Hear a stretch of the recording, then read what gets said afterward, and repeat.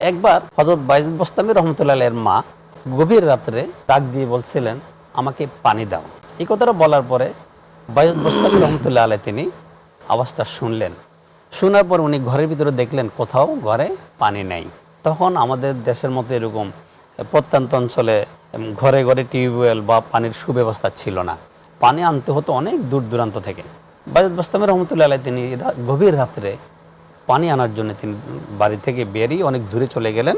দূর থেকে পানিটা নিয়ে আসলেন। নিয়ে আসার পরে দেখলেন তার আম্মা ঘুমিয়ে আছে।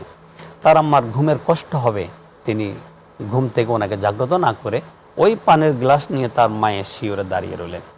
হঠাৎ করে যখন সকালবেলা ফজর নামাজের আজান হলো, বায়েজিদ বোস্তামী রহমতুল্লাহ আলাইহির আম্মাজানের ঘুম ভাঙলো। দেখে তার ছেলে পানির গ্লাস নিয়ে দাঁড়িয়ে রইল। তখন বায়েজিদ বোস্তামী রহমতুল্লাহ আলাইহির আম্মাজান বললেন, বাবা বায়েজিদ, তুমি এখানে পানি নিয়ে কেন দাঁড়িয়ে আছো?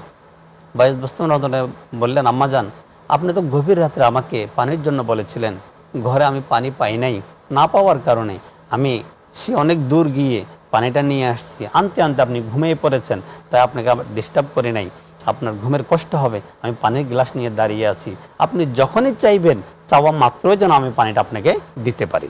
সুবহানাল্লাহি বিহামদি। এমন খেদমত করেছেন বায়েজিদ বোস্তামী রহমতুল্লাহ আলাইহি।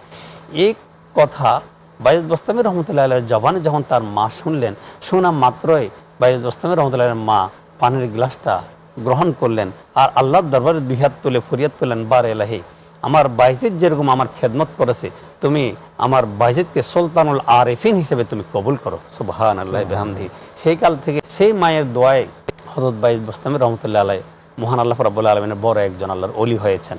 বর্তমান ডিজিটাল যুগে এই কথাটাকে আমি রূপ দিতে পারি এইভাবে, আপনার কাছে যদি বর্তমান বিশ্বে আধুনিক যুগের যে আইফোন যদি 2 লক্ষ টাকা 5 লক্ষ টাকার একটা আইফোনও যদি থাকে, ওই আইফোনের ভিতরে যদি আপনি একটা মোবাইলের যে কোনো একটা কোম্পানির সিম ঢুকান, যদি নেটওয়ার্ক যদি পাওয়া না যায়, তাহলে আপনার ওই আইফোন 2 লক্ষ টাকা হোক আর 5 লক্ষ টাকা হোক, ওই আইফোনের দাম 1 পয়সাও না। কারণ ওই আইফোন দিয়ে তো আপনি কথা বলতে পারবেন না, নেটওয়ার্ক আসে নাই। আর আপনার মোবাইলটা যতই কম দামার হোক, নেটওয়ার্ক আসলে ওইটা কথা বলতে পারবেন। ঠিক তেমনিভাবে আপনি যত ইবাদত বন্দেগী করেন, তাহাজ্জুদ পড়েন, কোরআন তেলাওয়াত করেন, যদি পুরা রাত দাঁড়িয়ে দাঁড়িয়ে ইবাদত বন্দেগী করেন, পুরা দিন আপনি যদি রোজা পালন করেন, নফল রোজা পালন করেন, আপনার এই সওয়াবগুলা আল্লাহর দরবারে যাবে না। কারণ মা বাবা হলো আপনার সমস্ত সওয়াবগুলো আল্লাহর দরবারে কবুল হওয়ার জন্য একটা নেটওয়ার্ক। আপনি যখন মা বাবার সাথে খেদমত করবেন না, আপনার নেটওয়ার্ক ছিন্ন হয়ে যাবে, আল্লাহর সাথে আপনার সাথে কোনো সম্পর্ক থাকবে না। যেমনিভাবে আপনার মোবাইল যত দামি হোক না কেন, মোবাইলের নেটওয়ার্ক না থাকলে যেরকম মোবাইলের দাম নেই, আপনার এবাদত যতই হোক না কেন, আপনার এবাদত আল্লাহর দরবারে দাম নাই যদি আপনি মা বাবার সাথে সম্পর্ক ভালো না রাখেন।